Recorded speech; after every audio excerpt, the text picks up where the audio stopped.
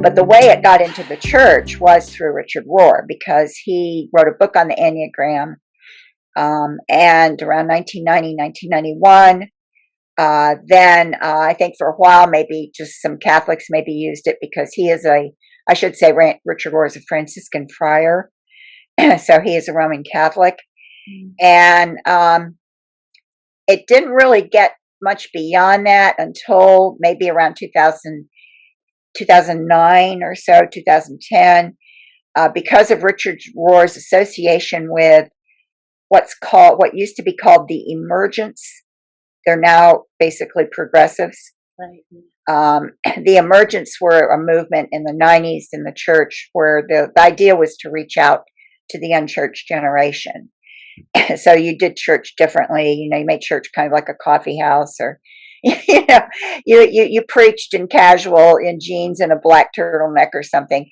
And at first it was kind of a matter of style and things like that. But some of these emergent leaders were questioning a lot of the basic doctrines of Christianity, and basically drifted away from basic sound doctrine. And they became progressives, and they started promoting the Enneagram at their conferences. And I believe it's because of Richard Rohr's influence.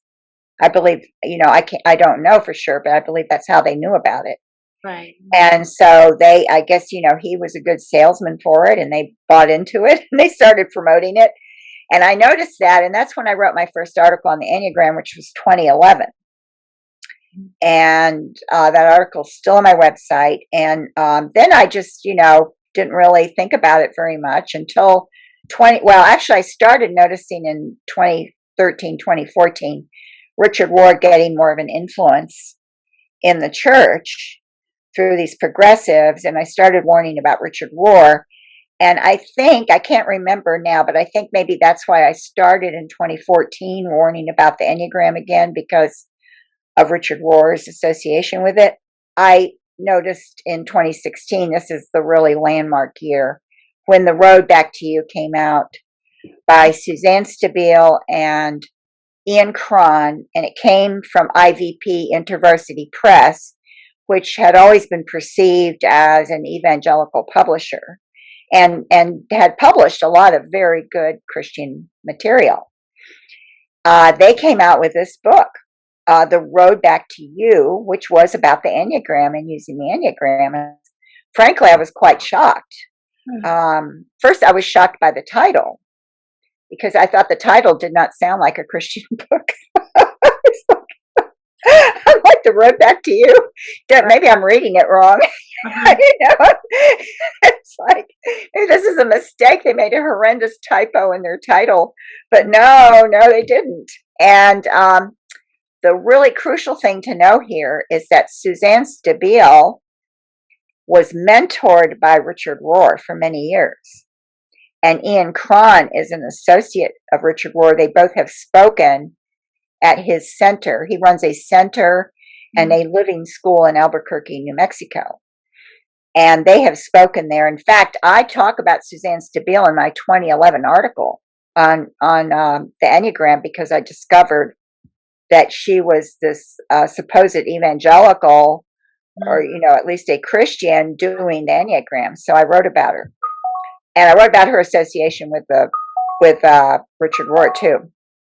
So I was alarmed, and I started warning about it. And the following year, the Sacred Enneagram came out by Chris Horitz from Zondervan. So here you've got another big publisher, and Zondervan, of course, publishes a lot of Bibles. And, people know it, I think, mainly for that. But they're a big Christian publisher, or perceived that way.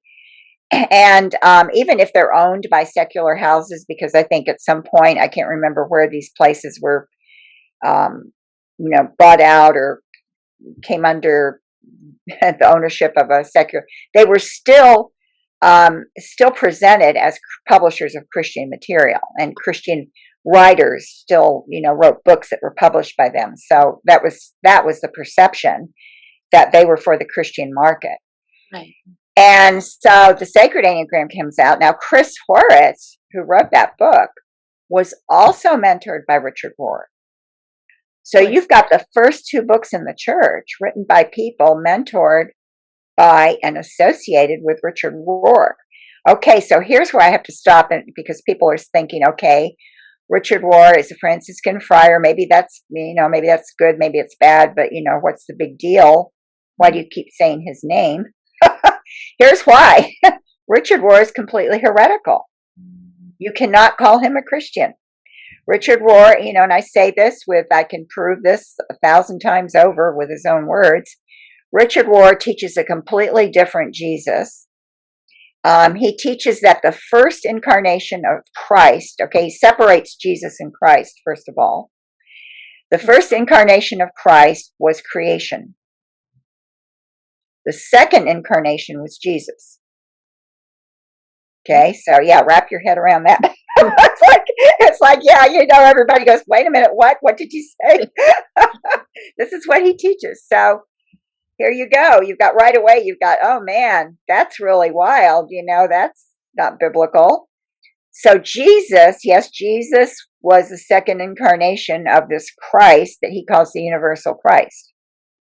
But then after the resurrection, the universal Christ is out there as it's like this power, this energy flow that's pulling all creation towards a point of perfection. Mm-hmm. Jesus sort of pointed to the universal Christ. Oh. And yeah, he points to the universal Christ. But it's not about believing in Jesus. It's about the universal Christ. Yeah. And also, just to add, insult to injury, Jesus did not die for sins on the cross, according to Richard Rohr, because God is not concerned about personal sins. He's concerned about corporate sins, pollution, companies that pollute, companies that, aren't just to people, the whole social justice kind of thing, although I don't think he uses that term. Mm-hmm. But he's, his whole thing is, corporate sin and all these evil things that governments do and corporations do. That's what God is concerned with. And so Jesus did not die for sins. He was a victim of the Roman Empire because he was, he challenged people in power, and they didn't like that. And so that's one reason that he was killed. Also because it shows his love. It shows that the cross is like an example for Rohr of what he calls the cruciform shape of reality, that it's all about suffering. It's through suffering that you come to truth. And I mean, this is just one of his many philosophies. He can go on that track for a while. He's very prolific. Richard Rohr has written many, many books. He has a blog, cac.org. You can find all kinds if you want to look up atonement on his blog and see what he says about the atonement, you can read it for yourself, or what he says about the universal Christ and what he says about Jesus. He's very prolific. I mean, so nobody has any excuse for not knowing what Richard Rohr believes, because it only takes 5 or 10 minutes of your time and you can find out his ideas, and you can find out that they are not biblical very fast. Now, this is the man whose influence has brought the Enneagram into the church.